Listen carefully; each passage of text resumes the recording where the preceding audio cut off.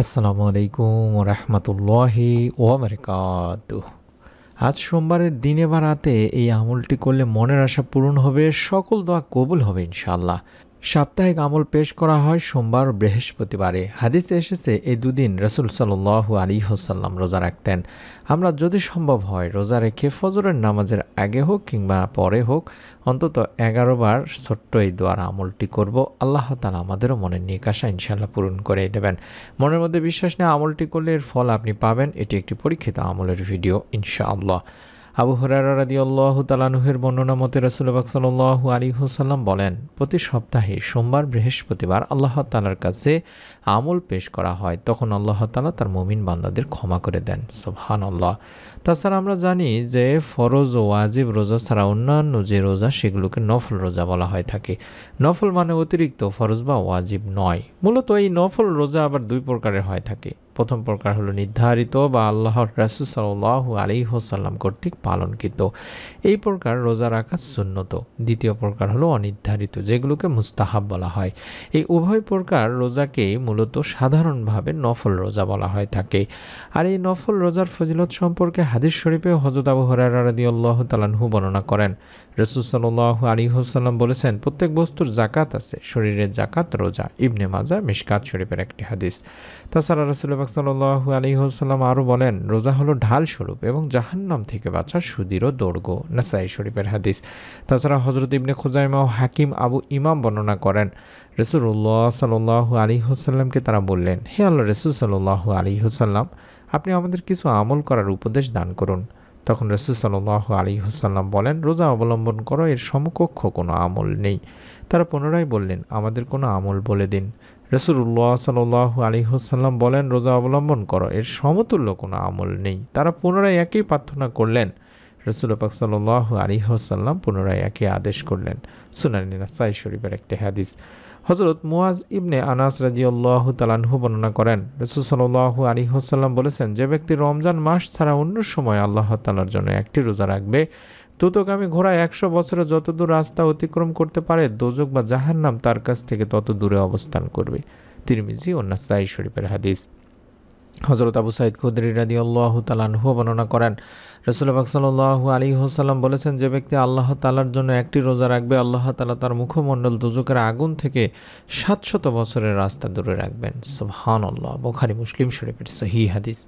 হযরত আবু দারদা রাদিয়াল্লাহু তাআলা আনহু হযরত আবু উমামা রাদিয়াল্লাহু তাআলা আনহু বর্ণনা করেছেন, রাসূল পাক সাল্লাল্লাহু আলাইহি ওয়াসাল্লাম বলেছেন, আল্লাহ তাআলার জন্য পালনকৃত একটি মাত্র রোজার ফলে জাহান্নামী রোজাদার ব্যক্তি থেকে আসমান জমিনের দূরত্বে অবস্থান করবেন। সুবহানাল্লাহ। হযরত আয়েশা রাদিয়াল্লাহু তাআলা আনহা তাই বলেছেন, রাসূল সাল্লাল্লাহু আলাইহি ওয়াসাল্লাম সোমবার ও বৃহস্পতিবার রোজা রাখতেন। তিরমিজি নাসাঈ শরীফের একটি হাদিস। তাছাড়া সাহাবীরা যখন রাসূল পাক সাল্লাল্লাহু আলাইহি ওয়াসাল্লামকে এই বিষয়ে জিজ্ঞাসা করলেন যে, ইয়া রাসূলুল্লাহ সাল্লাল্লাহু আলাইহি ওয়াসাল্লাম, আপনি সোমবার রোজা রাখেন কেন? তিনি বললেন, এই দিনে আমার জন্ম হয়েছে, তাই এই দিনে রোজা রাখি। এখনও মদিনা শরীফে ব্যাপকভাবে এই আমল প্রচলিত আছে, যা প্রতি সোমবার মসজিদে নববীতে ইফতারের বিশেষ আয়োজন করা হয় এবং সেখানকার স্থানীয় জনগণ তা স্বতঃস্ফূর্তভাবে আয়োজন করে থাকেন। রাসূল পাক সাল্লাল্লাহু আলাইহি ওয়াসাল্লাম বলেছেন, কিয়ামতের দিন আমার সঙ্গী হওয়ার সবচেয়ে উপযুক্ত ওই ব্যক্তি যে আমার প্রতি সবচেয়ে বেশি দরুদ পাঠ করে। তাহলে বুঝতে পারছেন যে দরুদের কত ফজিলত দিনী ভাই বোনেরা।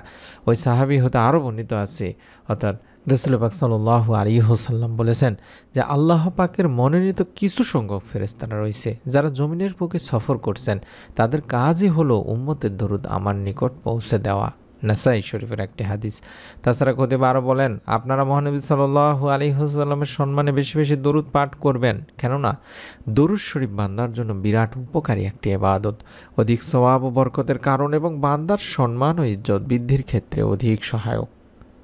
হযরত আবু হুরায়রা রাদিয়াল্লাহু তাআলা আনহু থেকে বর্ণিত, রাসূল সাল্লাল্লাহু আলাইহি ওয়াসাল্লাম বলেন, যে ব্যক্তি আমার প্রতি একবার দরুদ পাঠ করবে, আল্লাহ পাক তার প্রতি 10টি রহমত নাজিল করেন এবং তার 10টি গুনাহকে মিটিয়ে দেন এবং তার জন্য 10টি মর্তবা বুলন্দ করা হয়। সুবহানাল্লাহ। এটি নাসাঈ শরীফের একটি হাদিস।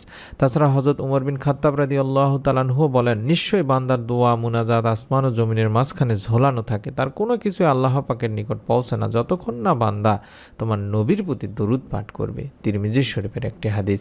তাই আমরা যখনই আমল করব দিনী ভাই বোনেরা, আগে দরুদের আমল করে নিব।